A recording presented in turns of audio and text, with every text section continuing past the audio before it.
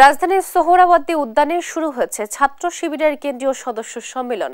এ বিষয়ে জানাতে সরাসরি যুক্ত হচ্ছেন সহকর্মী হাসান মাহমুদ। হাসান, সম্মেলনের উদ্বোধন অনুষ্ঠানে কারা অতিথি হয়েছেন এবং সার্বিক আয়োজন কেমন দেখছেন আমাদেরকে জানাবেন।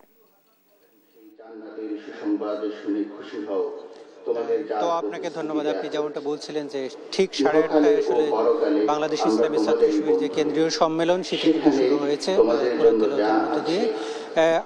আমরা দেখেছি যে সেখানে কিন্তু সারা দেশ থেকে কেন্দ্রীয় সদস্য যারা তারা কিন্তু এখানে এসেছেন এবং সোহরাওয়ার্দী উদ্যানে তারা অস্থায়ীভাবে যে এখানে অডিটোরিয়ামটি নির্মাণ করেছে সেখানে কিন্তু সকাল থেকে আসলে সারা দেশ থেকে আগত শিবিরের সদস্যরা তারা কিন্তু এসে উপস্থিত হয়েছেন এবং ঠিক 8:30টায় তাদের প্রোগ্রাম শুরু হয়েছে। এবং আমরা যতটুকু জানিয়েছি আজকের যে কর্মসূচি সেখানে হচ্ছে কেন্দ্রীয় সভাপতির যে নির্বাচন সেটি হবে, এরপরে কার্যকরী পরিষদের নির্বাচন সহ অন্যান্য আসলে কেন্দ্রীয় নেতৃবৃন্দ নির্বাচনের যে কার্যক্রমটি সেটি হবে। এর পাশাপাশি আমরা দেখেছি যে সারা দেশ থেকে শিবিরের 6,500 সদস্য তারা কিন্তু এই সদস্য সম্মেলনে এসেছেন এবং এর পাশাপাশি পূর্বের কার্যকরী পরিষদের যেসব সদস্য তাদেরকে কিন্তু এখানে আমন্ত্রণ জানানো হয়েছে।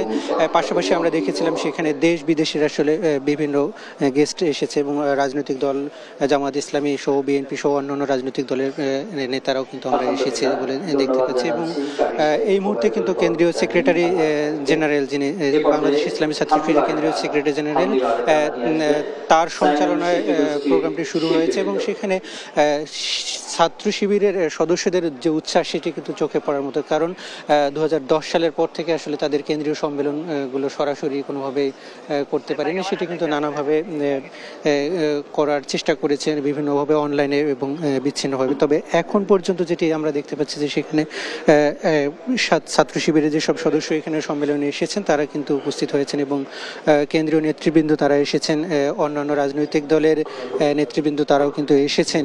কিছুক্ষণের মধ্যেই আমরা দেখতে পাবো যে আসলে এখানে মূল গেস্ট কারা আছেন এবং কোন কোন দলের শীর্ষ পর্যায়ের নেতা কারা এসেছেন সেটিও তো আমরা একটু পরে আপনাকে জানাতে পারবো। তো এই ছিল আমার কাছে এখান থেকে সবশেষ পরিস্থিতি। তো আপনাকে ধন্যবাদ। রাজধানীর সোহরাওয়ার্দী উদ্যানে শুরু হচ্ছে ছাত্র শিবিরের কেন্দ্রীয় সদস্য সম্মেলন এবং এ বিষয়ে বিস্তারিত জানাতে আমাদের সাথে যুক্ত ছিলেন সহকর্মী হাসান মাহমুদ।